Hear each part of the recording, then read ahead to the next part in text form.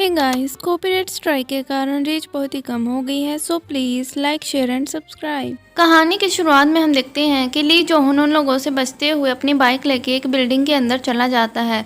वो लोग भी उसके पीछे होते हैं। उनसे बचने के लिए ली जोहन अपनी बाइक से दूसरी बिल्डिंग में छलांग लगा देता है और वहां के स्विमिंग पूल में जाके गिरता है। स्विमिंग पूल में गिरने के कारण अब उसका फ़ोन भी बंद हो जाता है, जिस कारण वो लोग उसे ट्रैक भी नहीं कर पाते।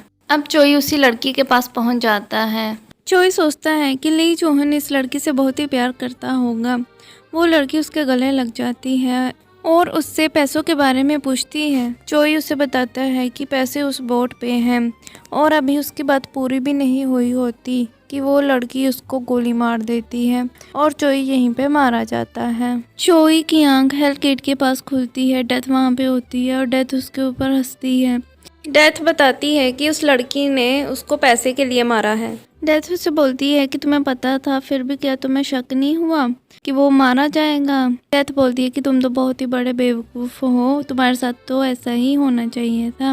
लेकिन चोई मन में सोचता है कि ली जोहन ने वो 10 बिलियन किसी और जगह पे छुपा के रखे थे और उस बोट से वहाँ पे जाया जा सकता था, इसलिए अब 10 बिलियन तो मेरे पास ही होंगे जब मैं किसी और नई बॉडी में जाऊंगा। और फिर डेथ उसको शूट कर देती है। इस बार उठने पे चोई देखता है कि वो जेल में बंद एक कैदी है।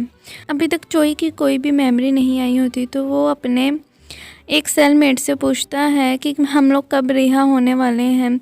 तो वो उसे बताता है कि 4 दिन के बाद हम दोनों ही रिहा हो जाएंगे, तब तक तुम अपना टेम्पर कंट्रोल में रखना और एक साइको कैदी से दूर रहना। और ये साइको कैदी जो था कोई और नहीं बल्कि जिन सांग था, वही जिन सांग जिसने चोई को मारा था जब वो ह्यूग्सू की बॉडी में था।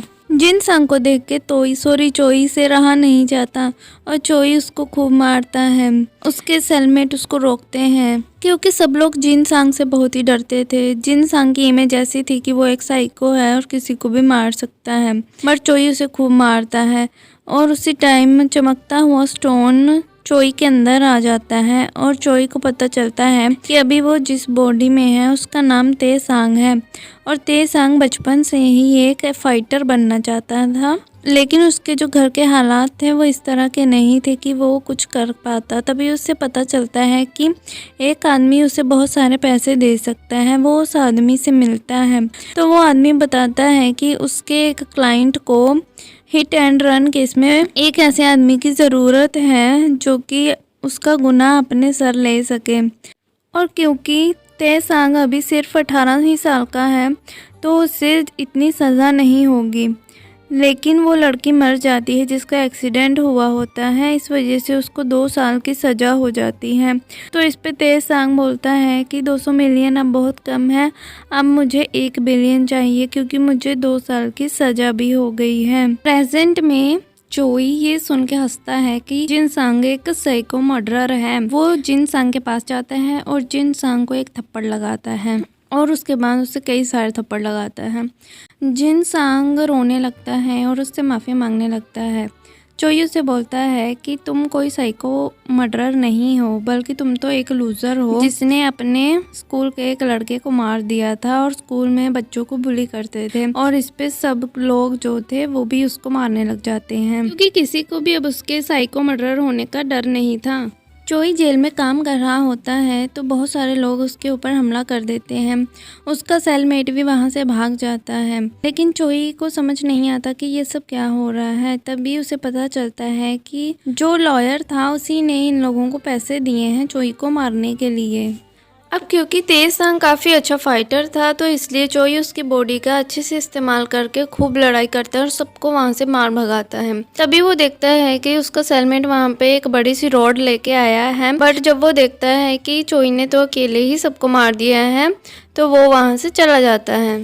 हमें रात का सीन दिखाया जाता है जहाँ पे सब लोग सो रहे होते हैं, लेकिन जिन सांग अकेले में जाके एक ऑब्जेक्ट को शार्प कर रहा होता है, बट तभी वहाँ पे चोई आ जाता है। वो बोलता है मुझे पता था कि तुम ऐसा ही कुछ कर रहे होगे, इसीलिए मैं तुम्हें देखने के लिए आया और तुम आखिर ये सब क्या कर रहे हो। तो इस पे जिन सांग बोलता है कि मैं तुम्हें मारना चाहता हूँ क्योंकि सब लोगों में मेरा डर खत्म हो चुका है।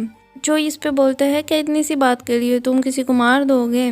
उसके बाद चोई उसे डराता है, बोलता है कि मैं आत्मा को देख सकता हूँ और उसे बोलता है कि तुम्हारे पीछे ही ह्यूग्सू की आत्मा खड़ी है और इस पे वो काफ़ी डर जाता है। चोई सोचता है मैं तो इसे मारने की सोच रहा था, लेकिन ये अगर ऐसे डरते हुए जिएगा तो ज़्यादा अच्छा रहेगा। नेक्स्ट सीन में हमें दिखाया जाता है कि चोई और उसके सेलमेट को जेल से रिहा कर दिया जाता है। उसके बाद वही लॉयर चोई के पास आके उसे बाकी बचे हुए पैसे देने की कोशिश करता है, बट चोई उसे लेने से मना कर देता है क्योंकि पैसों की वजह से कई बार उसकी जान जा चुकी थी, इसलिए अब वो नई शुरुआत करना चाहता था और उससे पैसे भी नहीं लेता। इसके बाद चोई वही 10 बिलियन ढूंढने के लिए जाता है और उसको वो पैसे मिल भी जाते हैं। जब चोई तय सांग के घर में होता है तो उसके फ़ोन पे तय सांग की मोम का फ़ोन आ रहा होता है। फिर उसे याद आता है कि उसने अपनी मोम का फ़ोन नहीं उठाया था, बट वो तय सांग की मोम का फ़ोन उठा लेता है। तय सांग की मोम उसे बोलती है उसके साथ जो भी बुरा हो रहा है उन्हीं की वजह से हो रहा है। सारी बातें करके चोई काफ़ी इमोशनल हो जाता है और वो सोचता है कि वो उनसे मिलने जाएगा। फिर वो आधे पैसे तय सांग की मोम को देने के बारे में सोचता है और आधे पैसे वो एक बस स्टैंड में लॉकर में रख देता है। उस लॉकर में 4 दिन के लिए ही पैसे रख सकते थे।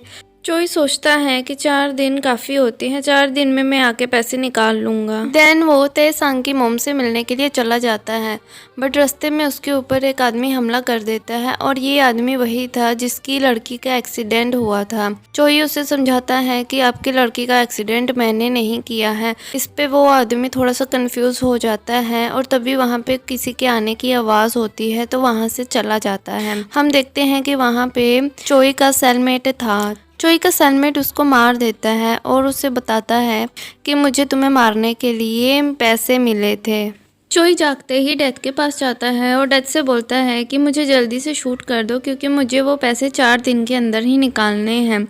और डेथ उसे हंसते हुए शूट कर देती है और जैसे ही चोई की आंखें खुलती हैं तो इस बार वो खुद को एक कैफ़े के अंदर देखता है और फिर वो उठने की कोशिश करता है तो उठ नहीं पाता। तभी उसे समझ में आता है कि वो तो इस बार एक छोटे से बेबी के अंदर है और उसे समझ में आता है कि डेथ क्यों हंस रही थी और अपने पैसों को याद करके वो रोने लग जाता है। इसी के साथ ये एपिसोड खत्म हो जाता है। I want nobody but you. I want nobody but you.